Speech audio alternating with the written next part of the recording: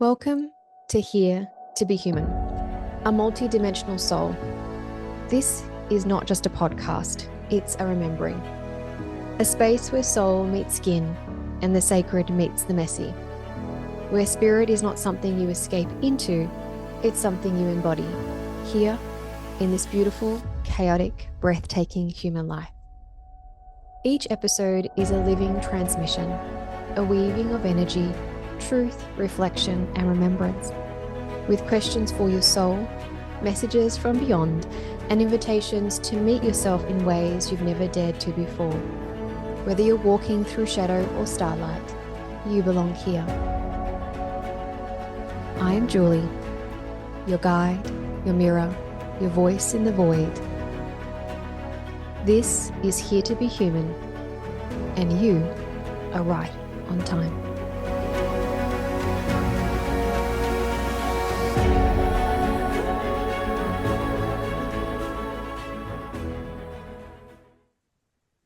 What if the part of you you're most ashamed of is the one holding your deepest truth?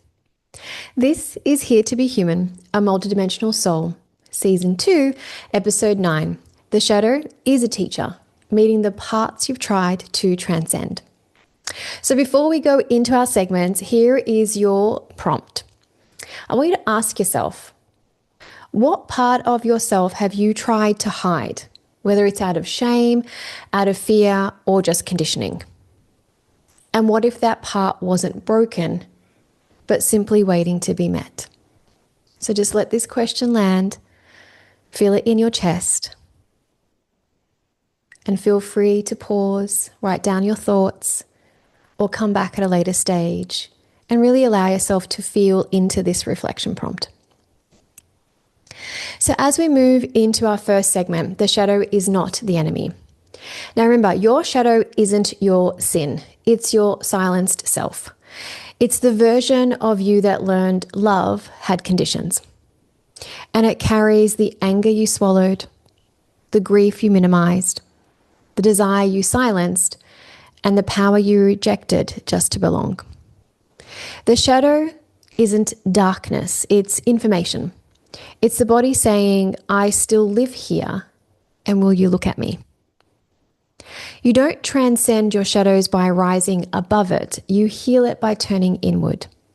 So here's a personal story prompt for you. So I want you to have a look at from your own experience, where have you had moments where you realized the thing that you were most ashamed of was simply a part of you that had been asking for so long to be loved?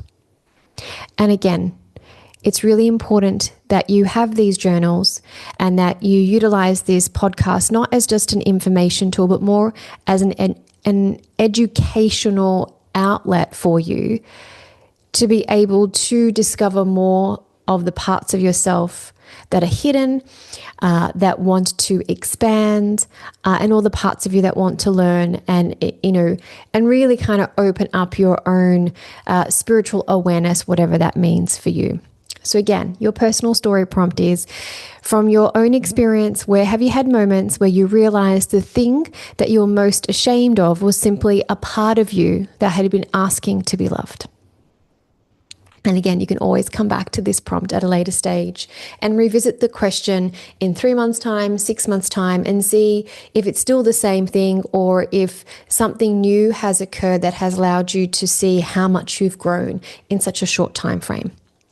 So, as you know, we channel in this podcast. I have noticed that the podcasts have been getting a little bit longer than what I anticipated. So we're going to tighten up the show just to make sure that you have enough time, that you're getting these bite-sized pieces of information and channeling, but also that we're not overstimulating your nervous system, so that way you have a moment to process and integrate. So I'll probably be doing less channeling in each segment. Normally I would do 2 or 3. I'm going to do one channeling and obviously one reflection prompt for you guys to have a look at for yourselves. Okie dokie. So now with that being said, the question that I'm asking Spirit is, how does the shadow serve evolution instead of hindering it? So again, you can write this down and see what comes through for you. How does the shadow serve evolution instead of hindering it? Because the shadow part of us holds keys not just to the elements that we have either been conditioned to or that we've hidden away in this lifetime, the shadow also holds key information to our past lives, and not just our past lives directly, also the past lives from our ancestrally lineage. I don't even know if I said that correctly. It holds ancestral lineage information. So it's not just the shadow that we have carried through lifetimes or we have experienced in this lifetime. We can also access what happened to our parents, our grandparents, our great-great-grandparents. It's almost like the family lineage is all sitting in the shadow if we're open to exploring it. If we're open to delving deeper into it in order to bring it to the surface.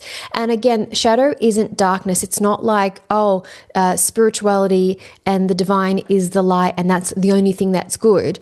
The shadow doesn't mean dark evil. It just means aspects that you have been taught that in society or possibly, through religious belief systems, that's taboo or that should be shameful, when really it's not. All parts of us need to be explored so we have a better understanding of who we are, what our identity is, and how we want to navigate in this world. And that is how the shadow will serve our evolution. It doesn't hinder it. It doesn't mean like, if I expose this part of myself, then people aren't going to like me. Who fucking cares? Like, you're the one who should be caring about you. You're the one who should put yourself first. And if exploring aspects of yourself allow you to grow and evolve, and it means certain people don't like you anymore, but you like who you are, you like who you're becoming, then that's all that matters. And then that frequency that you have shifted into, you will naturally meet the people that match that frequency, and then they become your people. And I think that's really important here. Sometimes we have people in our life that don't want us to delve deeper into our shadow, that don't want to kind of explore aspects of ourselves, because if we're doing that, it's like they may feel that they then have to do it, but they're not ready or they don't want to, and they don't want to lose you, but they want to keep you in the same container that they've always had you in. And that is not it is not fair for you. It's actually not fair for them too, to be honest, because they're denying themselves to see a version of you that is inspiring and that is, growing and wanting to go after their dreams and goals. So I think if someone doesn't like the fact that you are evolving and you are delving deeper into the shadow side, then I think it's not about getting rid of those people and not talking to them more. It's about understanding that they're not ready for that. And if it means that you have to move away from them, then so be it. So your reflection prompt here is, what feeling or impulse have you judged that might actually be pointing toward your unmet need? That's a good one. What feeling or impulse have you judged that might actually be pointing toward your unmet need? So write that down. You can pause here and see what comes through, or come back and do all these reflection points at the end of the episode. So now, as we're moving into segment 2, which is integration over perfection. Now, remember, we weren't designed to be perfect. There's no such thing as perfect, and I don't think anyone can actually measure perfection because it does not exist. We were designed to be whole, and whole is also our own experience. It's our own felt experience where we feel fulfilled. We feel like we have all the like we're understanding all the parts of ourselves. And even that level of wholeness isn't necessarily, it can't be measured, but you can feel the experience of it. And that wholeness means contradiction. So I can be kind and I can still have rage. I can be wise and I can still make mistakes. I can be spiritual and still be human. That is ultimately what wholeness is. Again, it can be really difficult to measure it, but it's a lot more easier to measure this level of wholeness than it is to measure like perfection. Now, the shadow doesn't need fixing, right? It just needs inclusion. So when we integrate, we stop performing for worthiness and start practicing for truth. Okay, here's a personal story prompt that you can explore for yourself in your own time. So write this down. From your memory, where have you had seasons where you tried to bypass any anger or any sadness in order to seem evolved? And all it did was disconnect you from your own honesty. So I'll say that again. From your own memory, where have you had seasons where you tried to bypass any anger or any sadness in order to seem that you are evolved? And all it did was disconnect you from your own honesty. And just allow yourself to kind of, again, sit with this. If it feels like like you can't get the memory out just yet, write it down in your own personal story journal, and come back and revisit this at a later stage and see what might come through. Maybe it's just an element of working through the shadow, working through this integration process, and then some of these memories or experiences might come through a lot more clearer for you so you can see how far you've come. Now, let us see what question we have for spirit in order to channel. Okie dokie. So today's question in this segment is, what does real integration look like beyond spiritual theory? Interesting. What does real integration look like beyond the spiritual theory? Okay, let's have a look. Real integration looks like moments in time where things start to click into place.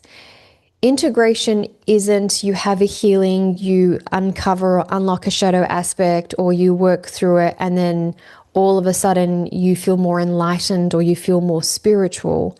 What ends up happening is there are layers to the integration process, and the layers are all felt experiences. So there'll be the emotional release, there'll be the physical release, there'll be the mental release. And as these layers are being released, then there's a spiritual integration, meaning that your perspective on certain things start to shift, how you operate in the world.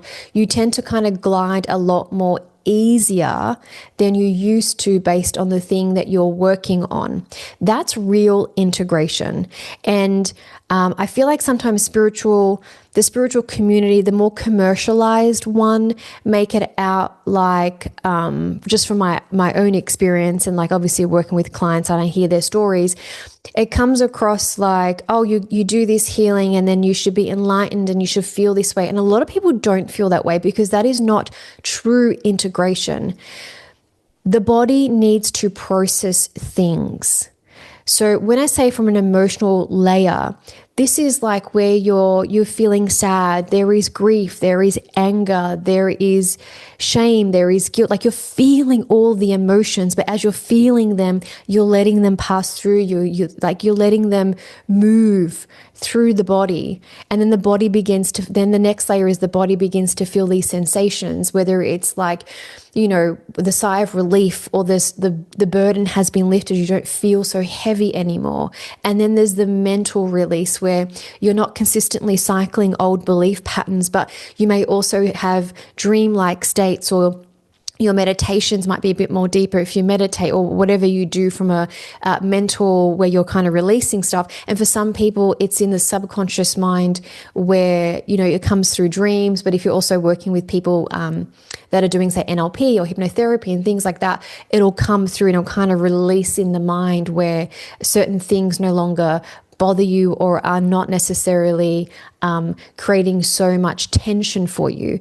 And they're the three layers that we see as human beings. The fourth layer, which is that spiritual layer, that's kind of where you feel almost like like all the pieces of the puzzle have come together. And it's not necessarily in the most obvious way. It's more as time goes on, you feel lighter. And it's like what once felt heavy and burdensome or sad or difficult, it's like you start to glide through it. That's true integration.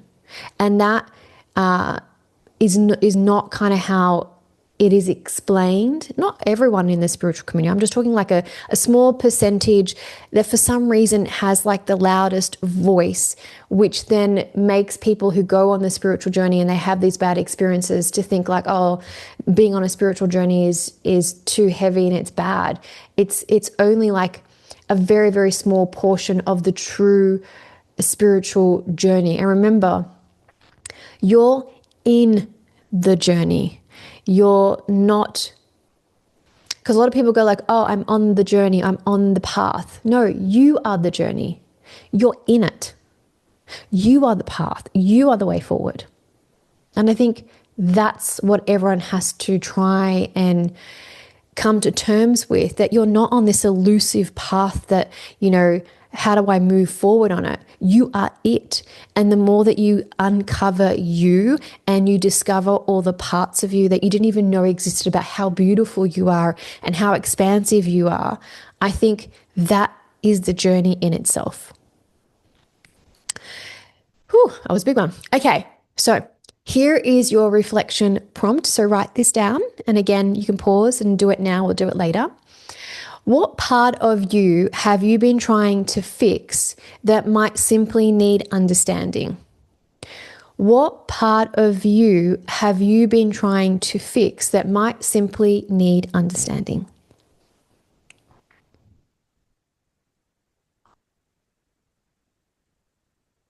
Okie dokie. So as we move into segment 3, the shadow as sacred mirror. So the shadow isn't here to ruin you. It's here to reveal you. And we've seen that in what has come through from Spirit in the channeling prompts.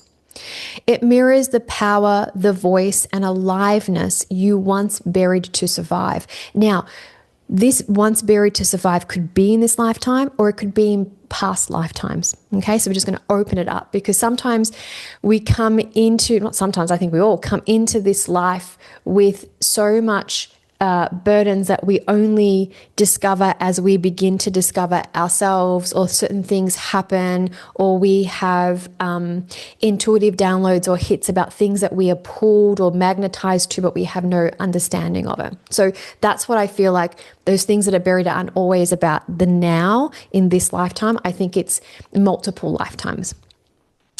So to meet your shadow is to reclaim your full range.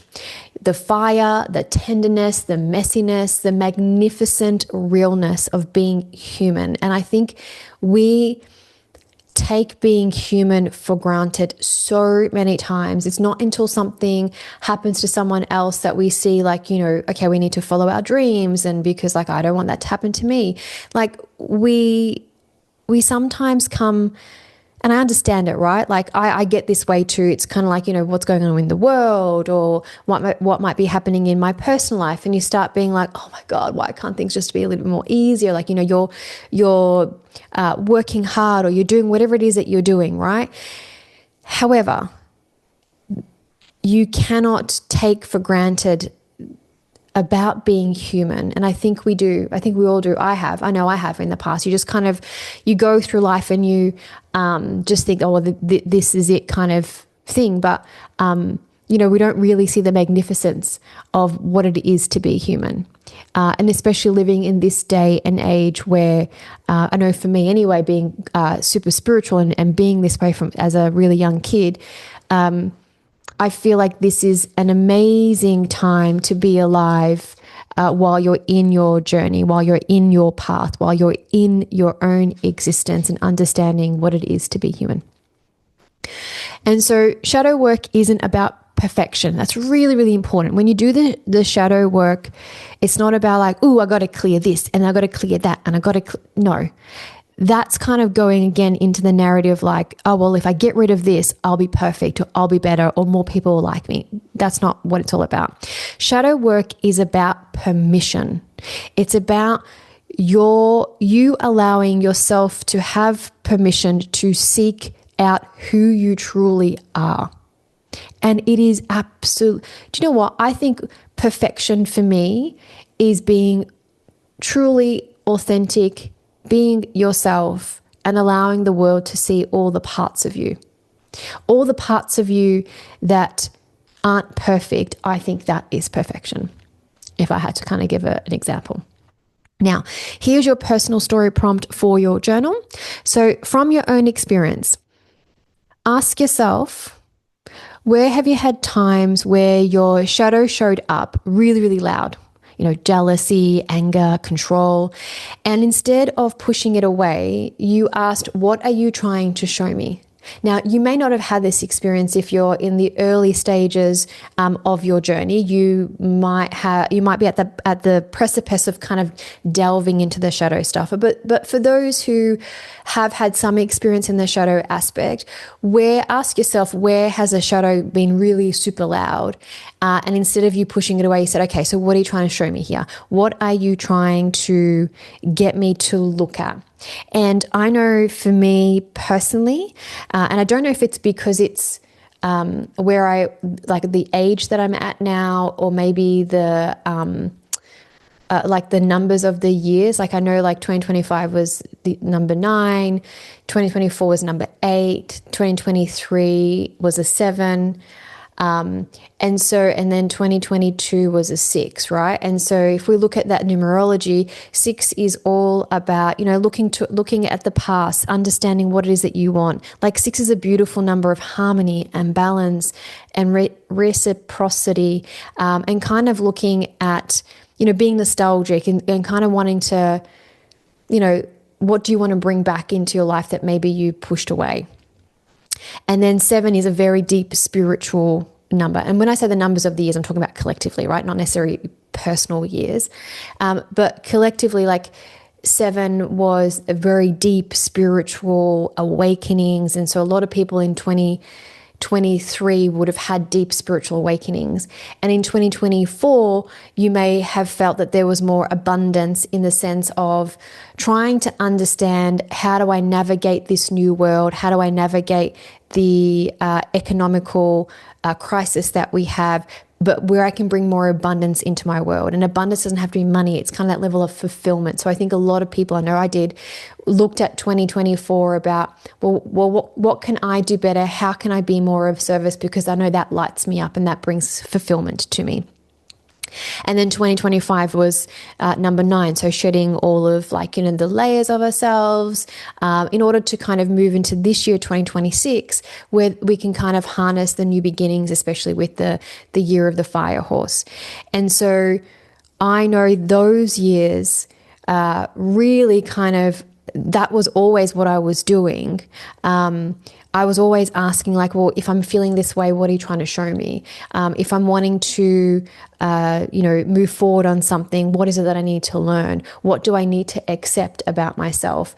Where am I going? And if I'm going down, that road, it's what do I need to release from myself so I'm not carrying such a heavy load. So I know for me, that's what these last couple of years have been about, and why this prompt may help you even not just now when you look at it, but as time goes on, consistently asking yourself, what are you trying to show me here? What am I meant to learn from this experience? Why am I feeling this way? And if I'm feeling this way, where is it coming from? Is it just an old pattern? Is because someone told me I should be feeling this way? Is it because I have some unresolved, I wouldn't say issue, but something unresolved that maybe I'm still holding on to, that creates a level of insecurity or fear within me? So I think it's a great thing to ask yourself. And I do think, me personally, I have evolved immensely from where I was in 2022 to where I am now in 2026 across all areas of my life, when it comes to me as an individual, as a human, me as a, I wouldn't say like a spiritual leader, but like me in my work in the spiritual aspect and my creative freedom and all that type of stuff, even in my personal life when it comes to, all connections and who I allow access to the deepest parts of me. So I think by asking yourself this question on a regular basis, there is so much immense revelations that can come from it. So if you're not someone who wants to work with like a healer or holistic practitioner or counselor or anything like that, just simply asking when things pop up, what are you trying to show me? What am I meant to learn from this experience? I think can really move mountains for you. Just speaking from experience, actually. Okay, so let's have a look at what we're channeling from spirit in relation to this. Okay. What becomes possible when we bring compassion to the parts we once condemned? What becomes possible when we bring compassion to the parts we once condemned? I feel like the possibilities, one, are definitely endless in who you're going to attract into your life, what compassion people will bring to you. So it's not just about when we bring compassion to the parts of us that we were like, oh, that's really bad, but now we're like, you know what? I love that part of me. What ends up happening is I keep getting shown like you start to invite compassion from others. Number one. Number two, you begin to inspire others to have a look at their own shadow aspects and seeing that by going through this process, nothing bad happens to you. If anything, more beautiful things come. You'll also find that you'll be able to manifest a lot more easier, because what will end up happening is you won't doubt yourself anymore. You won't say, no, I can't do that. Your insecurities won't override a goal or a dream that you have. You won't have this kind of, I think there used to be this word on Instagram and people used to talk about like imposter syndrome. I'm sure people still feel it these days, but I remember it was like huge at one point and everyone was talking about like imposter syndrome. Anyway, I think when you bring that compassion to all the parts of you that you were like, that's shit, that's bad, da da da, whatever word you used, your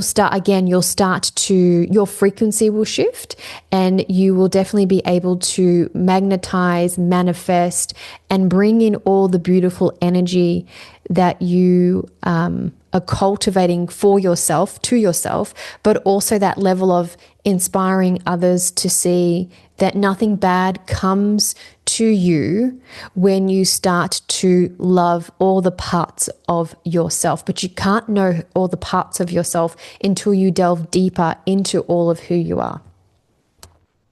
So your journal prompt here, your reflection prompt is, what might change if you saw your shadow as your teacher and not your flaw? So what might change if you saw your shadow as your teacher and not your flaw? So here is your integration ritual. This is called I Am Willing to Be Whole. So when you can, so close down your eyes for me and just breathe deeply, breathing in and breathing out. And just imagine yourself that you're sitting across from the part of you that you have judged. So in your mind's eye, you can see you, and across from you, you can see a version of you that you have been judging. And just ask softly. You can do it like either out loud or just in your mind. What do you want me to know? What are you afraid of? What do you need from me now? And just sit with these 3 questions and just see what comes through. What do you want me to know? What are you afraid of? What do you need from me now?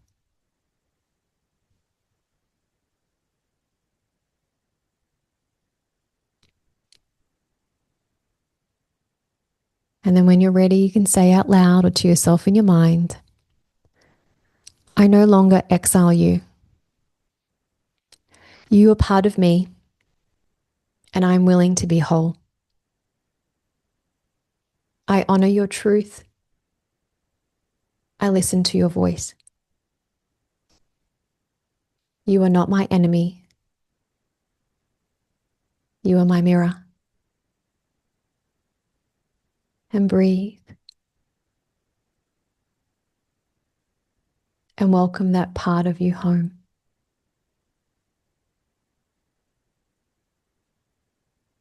Gently reflecting on what part of your shadow is now ready to be loved, not fixed, but loved.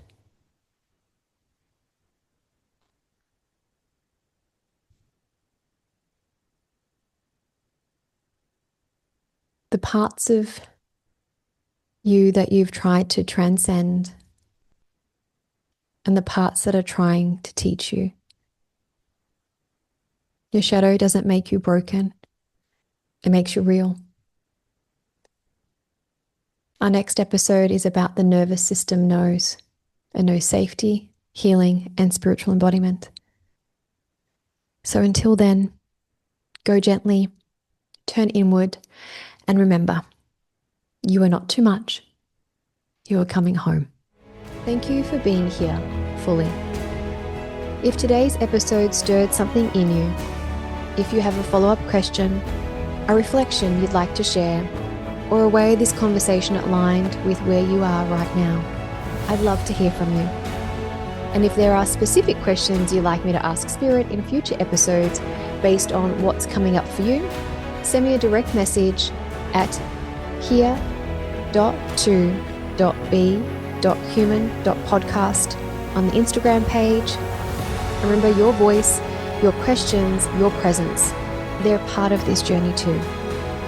And if you'd like to connect with me more deeply, you'll find everything, sessions, programs, and updates over at www.moderndayMedium.com.au or on my Instagram page, which is at modern.day.medium.